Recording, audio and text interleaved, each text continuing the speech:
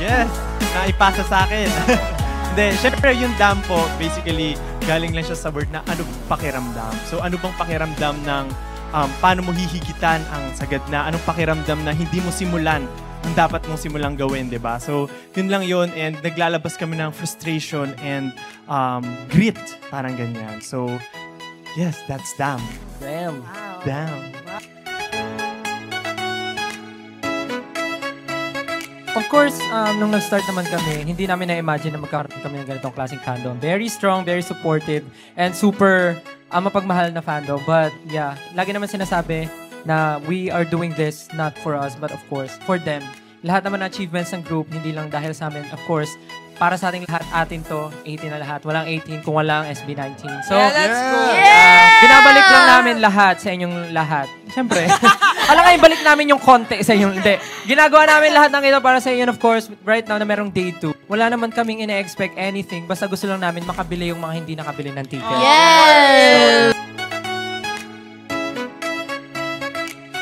Actually, medyo medyo na-overwhelm kami kasi kasabay ng mga preparations, rehearsal. Meron kami mga promotions like this, may ASAP, and of course, syempre napapansin namin yung W3 din, even our coach, Kuya Jay, na napapagod sila, but na-handle naman. Of course, thank you so much sa Onesie na sila nagmamanage yung schedule. And Coach Jay, si Kuya Jay, siya talaga yung nag-ano sa amin, mga drills, training, pang-military yung training namin. Grabe talaga. Kaya kinakaya namin lahat. Pag napanood niyo po yung vlog namin, si Justin, mahihimatay na po siya. Yun, bukod po siguro dun sa drills na talagang kinokondisyon namin yung katawan namin kasi lalo ngayon na 2 araw magkasunod yung concert, busy rin kami dun sa visuals, yung makikita nila doon sa concert, di ba? Kasi, syempre, matagal na namin pinapangarap din na makapag-perform sa napakalaking stage para malagyan namin siya ng anik-anik. Yan, may anik-anik yung stage. Hindi, anik-anik ko, parang gusto talaga namin na may makikitang kakaiba yung mga manonood this time. So, actually po, yung buong road out ng simulado kasi gusto namin maging unforgettable experience siya. Kaya meron din po kayong mga pakulo na naglagay kami ng 3 sa BGC, ganyan. At syempre, meron pa 3 locations na dapat nila puntahan para ma-experience nila kasi pwede silang manalo ng mga different prizes dyan. May nanalo na ng mga, ano tawag yan? Laptop. Wow! Ang kabuhayan package. Yes.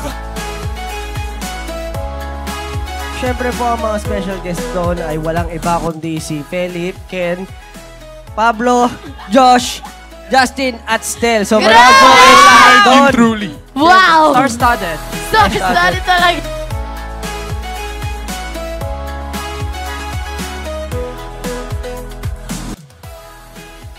Kung si go first. Okay, ako. Well, kami naman as a group, sa mga interviews namin before, lagi namin sinasabi na, syempre, kilala na Sir Gary, Miss Reg. Isa lang daw. Ang hirap kasi pag isa lang eh. Pero kasi, nakakatuwa lang din na this generation, napakarami nating nakikilala new voices, ibang tunog, ibang genre. But I think, mag-stick pa rin ako sa talagang nakilala ko nung bata. Ang hirap kasi. Pwede pass muna. Sige ako. Ako po talagang iniidolo ko simula pa ng bata. Pinapakinggan ko yung music niya. Sir Gary Valenciano. Yung tatay ko pinapatugtog yung album niya palagi. Tapos growing up, sa ulong sa ulo ko yung mga kanta niya. Recently lang kasama tayo sa concert niya. Nakapag-perform tayo. Last year. Talagang kahit hindi natin dinikit yung mic sa bibig, kumakanta tayong lahat. Yun. Siguro may sagot na ako. Ayan, back to you. Okay. Back to me. Wala, all-time favorite talaga si Miss Sarah G. Yes. Diba? Anyways. Trueless. Thank you. Ako siguro, yung unang pumasok sa isip ko is yung mga pinapakinggan ko nung simulang bata pa ako and even until now, nakikinig pa rin ng songs nila. E-Heads and Glock 9. Yan, silang dalawa. Yes po, ako parokya ni Edgar. Mula una hanggang ngayon. Yeah. Ako po, Sir Gary tsaka si Sir Jano Gibbs. Oh!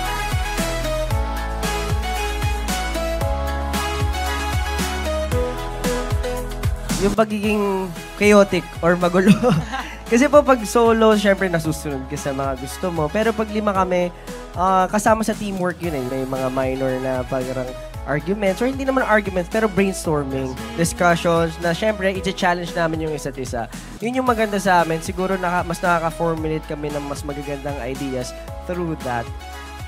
Siguro yun. Parang dahil nga before focus kami dun sa mga individual projects namin, parang this time around, lahat excited para dun sa ilalabas namin as a group na parang something bago. Lahat kami very involved right now. Ay, yun yung napansin ko siguro sa 6 years, almost 7 years na pagsasama namin as artist. Parang ngayon yung pinaka involved kami or parang very, ano ba tawag doon?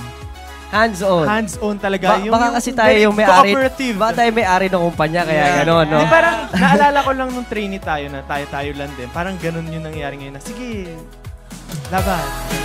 Talagang very cooperative. 18, you heard it right. You heard it from us. Yes.